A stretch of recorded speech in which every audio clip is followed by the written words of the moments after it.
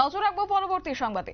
বিশালগড় মহকুমার গোকুলনগর এলাকায় টিএসআরের নায়েব সুবেদার রতন ভৌমিকের বিরুদ্ধে রাস্তা দখল করে নির্মাণ সামগ্রী ফেলে রাখার অভিযোগ, এবং এই অভিযোগ করছে স্থানীয় বাসিন্দারা। এবং সেই খবর পেয়ে বিশালগড় এসডিএম অফিসের ডিসিএম প্রসেনজিৎ দাস ঘটনাস্থলে ছুটে যায়। কি বলছেন তারা, শুনুন।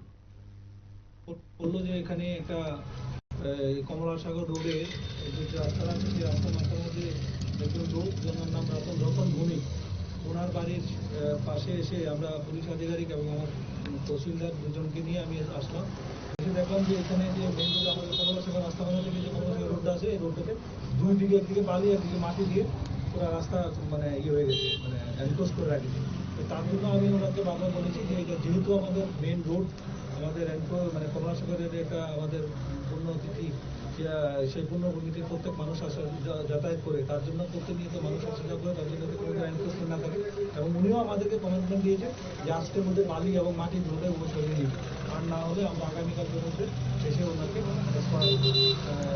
সেকশন অনুযায়ী। আপনারা শুনলেন ওনার বক্তব্য। এবং আজকে অভিযোগ পেয়ে কার্যত ঘটনাস্থলে ছুটে এসেছে বিশালগড় এসডিএম অফিসের ডিসিএম প্রসেনজিৎ দাস এবং একই সঙ্গে বিশাল পুলিশ বাহিনী, এবং রাস্তা দখল করে নির্মাণ সামগ্রী ফেলে রাখার ফলে যাতায়াতে একটা সমস্যা সৃষ্টি হচ্ছে, এবং যার দরুন আজকে তিনি আশ্বস্ত করেছেন যে তিনি পরবর্তীতে এই সামগ্রীগুলি সেখান থেকে সরিয়ে নেবেন। তবে দেখা যাক কি হয়। নিয়ে নিচ্ছে ছোট্ট একটি বিজ্ঞাপন বিরতি, সঙ্গে থাকুন।